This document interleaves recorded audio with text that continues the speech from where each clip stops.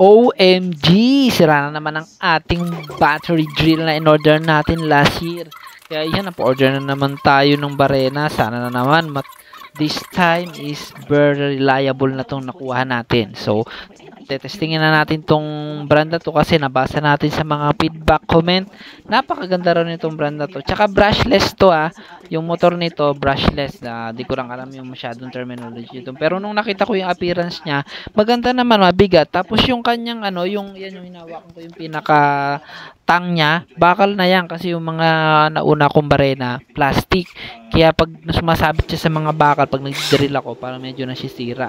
O yan, titestingin natin. May ilaw din siya Tapos, medyo maliit siya. Ang ganda niya, no? So, nag-testing tayo dito nung para sa bakal. Tapos yung grip niya, tigas talaga. Napaka-solid talaga.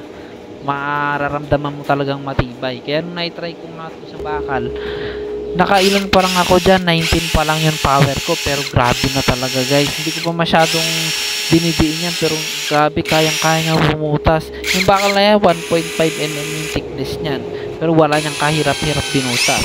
Tapos yun nga, ginamit ko rin siya sa screw, na i-testing ko rin. Solid, napakaganda. Tsaka yung kanyang gear, meron siyang tatlong pagpipilian. Pwede siya sa screw, pwede siya sa bakal, pwede rin siya sa bato, di ba? Napakaangas, biruin mo, 3-in-1, pwede rin sa bato. Yung aking bala na yan, mapurol pa yan. Pero tingnan nyo naman, nabutas na yung bato. Kaya ano pang ginagawa nyo? Check out nyo na yan.